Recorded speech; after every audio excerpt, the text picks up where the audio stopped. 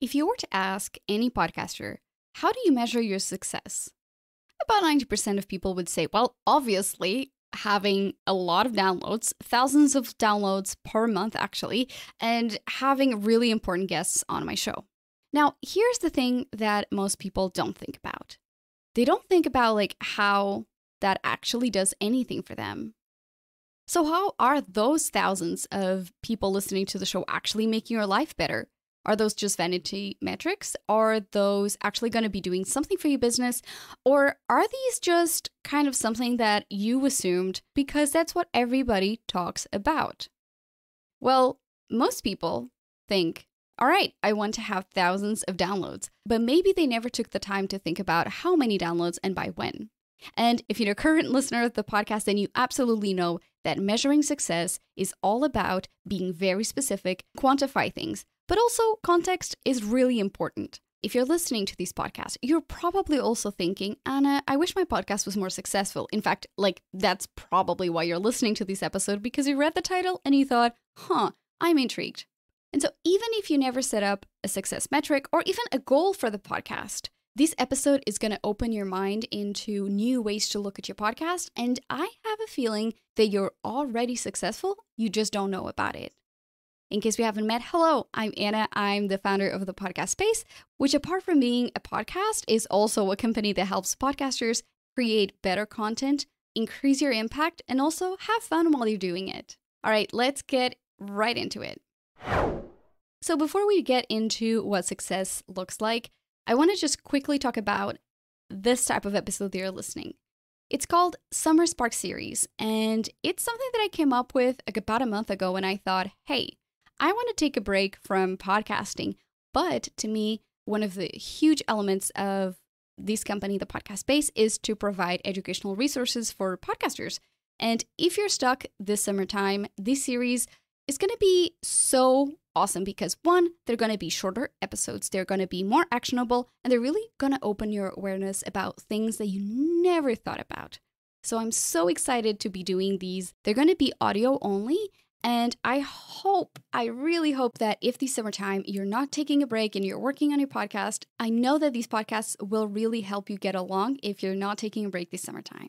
All right, so if you're listening in real time, so it's the first week of August, just know that I would love to hear your ahas. So feel free to tag me on social media and also send me an email because I will be looking into those as soon as I arrive in September. I'm taking a complete break on my sabbatical. It's absolutely no work allowed. So I'm excited, but at the same time, I'm really scared. Really scared because, hey, this is my business, right? So I'm completely disconnecting from everything. And so to me, again, success, just to tie it into the topic of this episode, is to be able to have my own business and take time off. And so this podcast enables me to help you while I'm gone. Know that you're learning along in your journey, that you're continuing to grow so much, just step by step. All right, so let's get into the episode. If you're someone who likes journaling, this episode will be really good for that. Or if you're someone who likes talking things through out loud, this is a great episode as well. So if you've been podcasting for at least 6 months, you're already ahead of about 70% of podcast hosts who give up before they even launch episode 10. For podcasts who launch episodes on a weekly basis, there's about a 2-month kind of leeway and people give up. So again, you are already successful by the metrics that state that the majority of people give up on their podcast. You're still here and you're growing and you're learning with every episode that you're doing. So again, you are already successful by those metrics. So I want you to go back to 6 months ago or whenever it was that you decided to launch a podcast without looking at the podcast download numbers. Is your podcast doing what you wanted it to do? And what I mean by this is, for instance, are you using it as a testing ground to write a book that you will have later in the year? A book that maybe you said that you would always launch, but you always struggled with sitting down. And so you're using the podcast to get closer to that, to get a skeleton at least of that book idea. If you said yes and you're doing it, then you are successful, right? And if you're feeling disappointed because you're not monetizing the podcast, but you actually started using the podcast as like a hobby or a creative outlet, I want you to have a little bit of a reframe. So if you like gardening or sewing or something like that, do you measure the success of that activity by being able, for instance, to sell vegetables? No, right?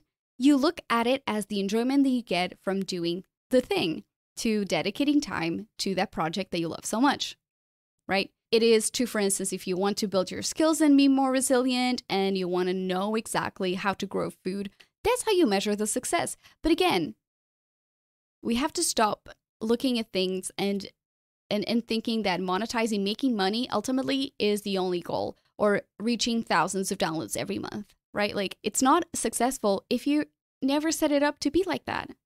Or if you're having conversation with the people that you wanted to, if when you started the show, you told yourself, I want to talk to more people in my industry.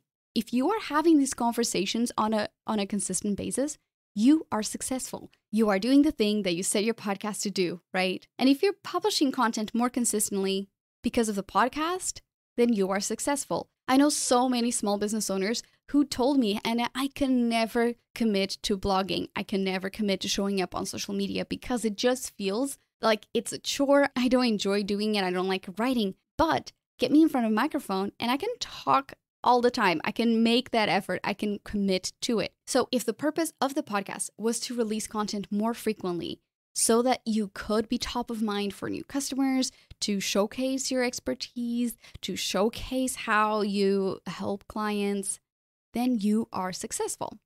Also, I want to run something by you that you're probably not thinking about because you've been doing the thing for a while. Maybe you have a few podcast friends. It just feels like it's kind of like, it's okay, right? But look around at the people who work in your industry.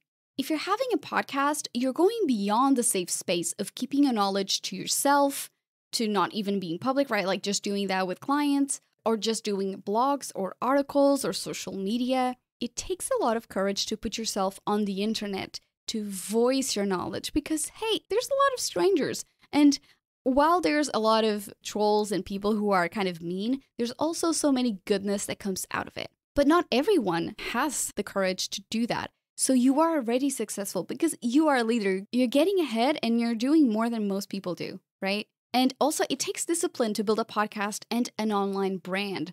So if you're doing it, you are successful. Are you already done with me telling you that you're successful? Because I'm kind of done, but it's important.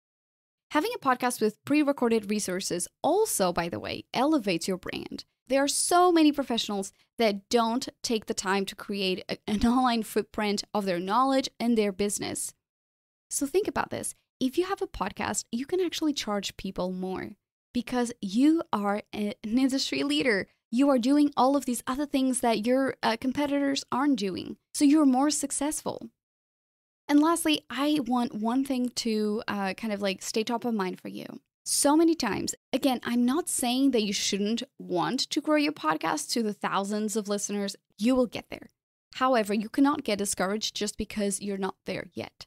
But as a small business owner, think about the amount of sales calls or conversations that you are able to have every day with people. You may be able to have maybe 3 to 4 sales calls, but you don't want to do them every day, right? And so next time you look at your downloads, if you had 3 downloads, if you had, 4 unique listeners, 5, 10, 60, 100, it's 100 conversations that you didn't need to have in real time. The podcast is working for you. The podcast is such an amazing tool because you are saving time. Imagine having to repeat yourself all the time. If you have podcast episodes that you can send clients to and say, hey, listen to this episode and then come back to me and let's work on the specifics of your needs. That is completely different. And suddenly you're like, hang on a minute. Yeah, like that sounds really cool and efficient, right? So again, numbers are numbers. We only attach meaning to them. And most times we attach negative meaning to them. So every time you see 3 downloads, you were like, what was I doing today while people were listening to my podcast? And it comes with so much more gratitude and just realization that you are creating something incredible and you're also investing in yourself. You're learning so many skills as you podcast. So again, this podcast is more than just content. It's more than just numbers out there. this is elevating how you show up online and how people see you. Okay, so if you're wanting to grow those download numbers, if you're looking to take your podcast up a notch, sign up to my weekly newsletter where I'll share with you an exciting training that I have coming up, but also I have weekly resources that I always get so much good feedback on, things that you may not have thought about, things that you are able to implement right away. So make sure that if you haven't signed up to the newsletter, you can find that at thepodcastspace.com. And all the resources mentioned in this episode will be available on thepodcastspace.com/podcast. And you can find the episode number, which is 29.